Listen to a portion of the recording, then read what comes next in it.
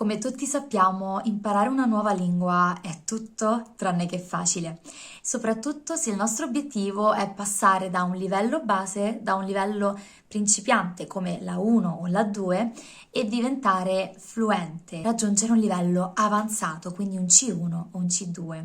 Queste lettere si riferiscono al CEFR, che è il Common European Framework of Reference, che è una linea guida sui vari livelli delle lingue. Oggi voglio parlare di come possiamo passare da un livello principiante ad un livello avanzato con dei step non solo teorici, come ad esempio sii costante, lavora sodo, studia tanto, ma ci servono anche delle cose un po' più pratiche e ne parleremo qui adesso. Ricorda anche che imparare una nuova lingua è una cosa non da poco, quindi sii paziente con te stesso. Numero 1. Identifica il tuo perché. È facile dire voglio imparare una lingua, voglio imparare quest'altra lingua, voglio saper parlare o capire questo, ma la vera domanda è perché? I motivi possono essere svariati, ma ricorda, più vai sul pratico e più sei sicuro e riesci a determinare il livello che vuoi e cosa vuoi veramente, cosa vuoi ottenere dal tuo percorso.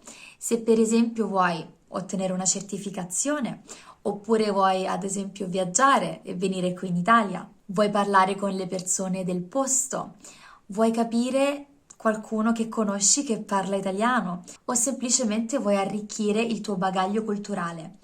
Non importa tecnicamente qual è il motivo, l'importante è che tu lo abbia ben impresso e tu sappia che cosa vuoi a fine percorso. Questa sarà una linea guida che ti terrà costantemente lucido e saprai che cosa stai facendo, perché stai studiando. Numero 2. Immergiti nella lingua. Puoi cominciare da cose molto semplici, come ad esempio guardare un video breve, leggere qualche piccola informazione, qualche frase, qualcosa di semplice e mano a mano aumentare la dose. Ma ricorda, cerca di circondarti della lingua, non aver paura di sentire frasi, espressioni, cose che non conosci, sarà sempre più facile. Ad esempio, un consiglio utile può essere cambiare la lingua del tuo telefono o la lingua del tuo PC.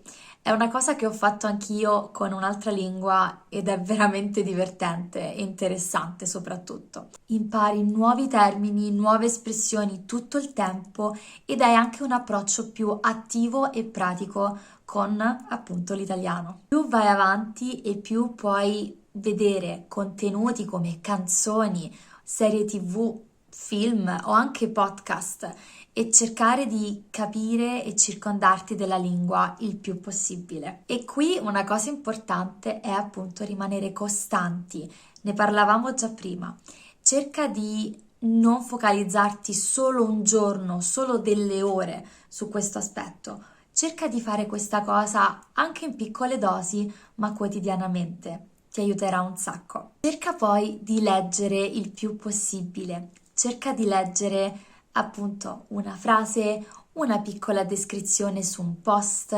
Leggere arricchisce la nostra creatività e soprattutto aiuta anche a essere a contatto con la lingua. È un input fondamentale e col tempo puoi anche aumentare la difficoltà e leggere ad esempio riviste, giornali o anche articoli, libri, addirittura romanzi o poesie. Un altro aspetto fondamentale della lingua è sicuramente aumentare il proprio vocabolario. Quante parole conosciamo, quante parole usiamo. All'inizio ovviamente partiremo dalle basi, quindi parole usate molto di frequente, parole ad un livello per principianti. Mano a mano, andando avanti, aggiungeremo parole sempre più particolari, parole più astratte, parole più difficili. E una cosa molto bella del vocabolario è che riusciremo anche a esprimerci meglio e a capire sempre di più quello che dicono gli altri. Puoi cominciare con delle flashcards, quindi puoi scrivere su un post-it, ad esempio, una parola e poi sul retro scrivere il significato e cerca di ripassare e sfida anche te stesso. Questo è un metodo fantastico per ripetere il più possibile le parole che conosci. Un'altra cosa che aiuta veramente un sacco può essere creare degli esempi con le parole nuove che impari. Quindi prendiamo la parola sorella.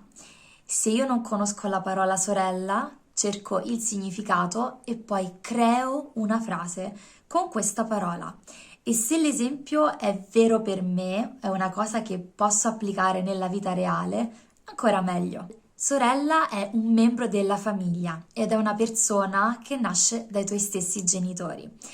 Un esempio di frase può essere: io non ho una sorella. Cerca di fare pratica il più possibile. Non temere di sbagliare, non temere il giudizio degli altri. Imparare una lingua richiede sforzo e gli errori sono assolutamente essenziali. Quindi non preoccuparti e cerca di parlare il più possibile. Puoi parlare da solo, se non hai nessuno con cui parlare, non ti preoccupare. Cerca di parlare nei tuoi momenti liberi, magari se sei in giro per casa da solo. Un altro consiglio può essere, se hai qualcuno che conosci che sta imparando italiano o ancora meglio, parla italiano fluentemente o è un madrelingua, puoi parlare con questa persona. Così riesci a fare ancora più pratica e se la persona con cui parli può anche correggerti, tanto meglio. Un altro esercizio molto utile può essere lo shadowing. Shadow vuol dire ombra, perché quando vediamo un video o ascoltiamo ad esempio un audio o un podcast, possiamo interrompere dopo ogni frase o dopo ogni tot e cercare di ripetere, mimando, facendo l'ombra, quindi cercando di essere il più simile possibile a ciò che sentiamo.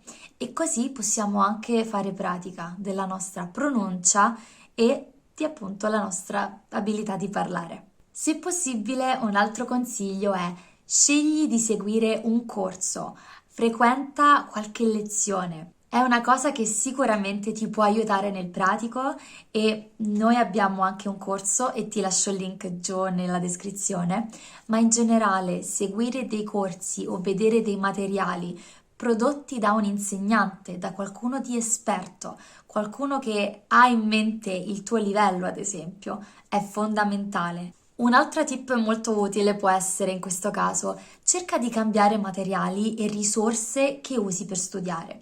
Se ad esempio vedi che un libro o degli esercizi non sono il metodo adatto, oppure ti annoiano, oppure sono troppo facili, troppo difficili, varia.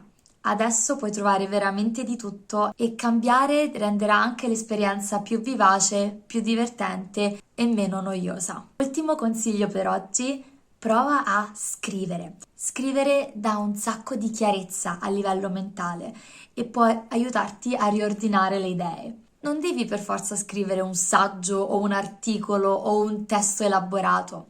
Puoi anche provare a scrivere una pagina di diario con ciò che ti viene in mente, i tuoi sentimenti, i tuoi pensieri. Oppure puoi scrivere un commento qui sotto, parlando della tua esperienza nello studio dell'italiano o quello che preferisci. E questi erano i consigli. Spero ti tornino utili e grazie mille per aver visto il video. Se vuoi puoi seguirci sui social, siamo presenti ovunque, ti lascerò il link giù in descrizione. Grazie ancora e ci vediamo presto. Ciao!